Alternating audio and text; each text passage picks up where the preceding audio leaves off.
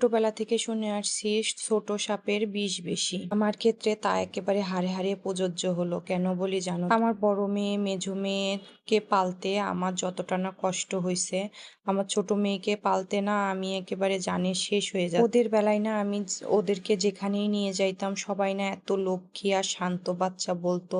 বলতো তোমার বাচ্চা দুইটা কত লক্ষ্মী। দুইটা তো পিঠাপিঠি হয়েছে, দুইটাই অনেক শান্ত ছিল।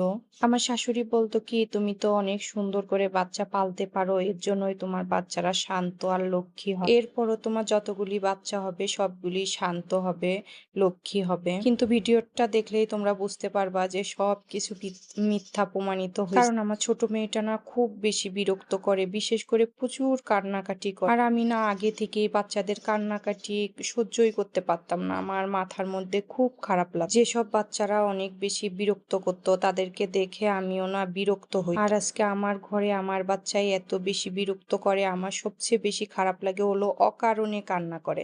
কিছু একটা হইলেই প্রচুর কান্না করে।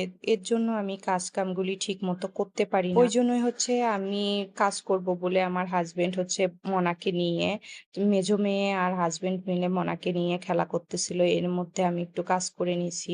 বাচ্চারা যখন স্কুলে থাকে আর আমার হাজবেন্ড যখন অফিসে থাকে তখন আমি তেমন কোনো কাজই করতে পারি না। তো এরা যখন সবাই বাসায় আসে মনাকে রাখে, খেলতে হবে, যে কোনোভাবে থাকবে না, মানে নানান ছলাকলা করে রাখতে হয়। তারপরও যেটা করা হবে সেটা যদি তার পছন্দ না হয় আবার শুরু হয়ে যায় কান্নাকাটি। তো ছোট বাচ্চাটা পালতে আমাকে একেবারে মাতৃত্ব স্বাদ হাড়ে হাড়ে টের পাওয়া যাচ্ছে। ওই দুই বাচ্চা শান্ত শিষ্ট হওয়াতেই এই বাচ্চাটা সবাই বলতো যে শান্তই হবে, তুমি আর একটা বাচ্চা। তো বাচ্চা তো নিলাম, এই হচ্ছে শান্তশিষ্ট নমুনা। কি পরিমাণে যে সমস্যার মধ্যে দিন পার করতেছি এই বাচ্চাটাকে নিয়ে। তো ভিডিওটা কেমন লাগলো অবশ্যই কমেন্ট করে তোমরা জানিও, আর সবাই ভালো থেকো, সুস্থ থেকো।